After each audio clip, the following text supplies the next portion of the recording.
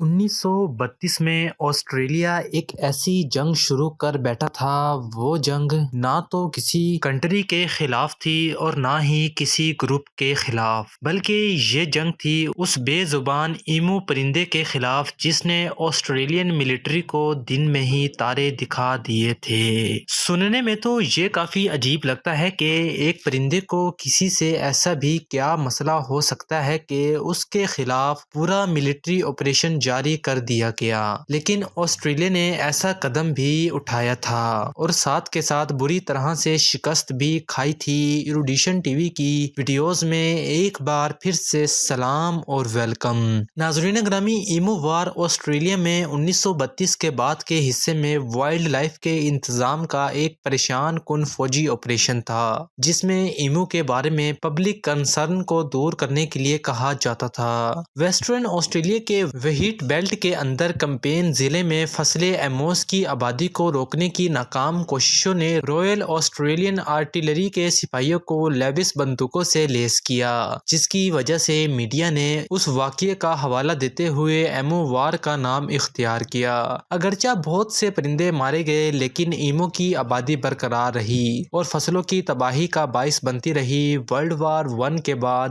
جنگ میں خدمات انجام دینے والے ویٹرنز کی بڑی تعداد کو آسٹریلین گورنمنٹ نے مغربی آسٹریلیا کے اندر اکثر زرعی طور پر بیک ورڈ ایریاز میں کاشتکاری کرنے کے لیے زمین دی تھی۔ ناظرین، تقریباً 20,000 ایمو کی آمد سے کسانوں کی مشکلات مزید بڑھ گئی۔ ایموس اپنے افزائش کے موسم کے بعد باقاعدگی سے ہجرت کرتے ہیں، علاقوں سے ساحل کی طرف جاتے ہیں۔ ویسٹرن آسٹریلین فارمرز کی طرف سے مویشیوں کے لیے صاف شدہ زمین اور اضافی پانی کی فراہمی کے ساتھ ایموس نے پایا کہ کاشت کی گئی زمینیں اچھی رہائش گاہ ہیں اور انہوں نے کھیتی باڑی کے علاقے میں داخل ہونا شروع کر دیا، خاص طور پر چینڈلر اور ویلگولن کے آس پاس کی معمولی کاشتکاری والی زمین۔ ایمو نے فصلوں کو کھایا اور خراب کیا۔ 13 نومبر 1932 کو میدان میں اترتے ہوئے فوج نے پہلے 2 دنوں میں کافی حد تک کامیابی حاصل کی، جس میں تقریباً 40 ایمو مارے گئے۔ تیسرا دن 15 نومبر بہت کم کامیاب ثابت ہوا، لیکن 2 دسمبر تک فوجی ہر ہفتے تقریباً 100 ایمو کو مار رہے تھے۔ میریڈتھ کو 10 دسمبر کو واپس بلایا گیا اور اس نے اپنی رپورٹ میں دعویٰ کیا کہ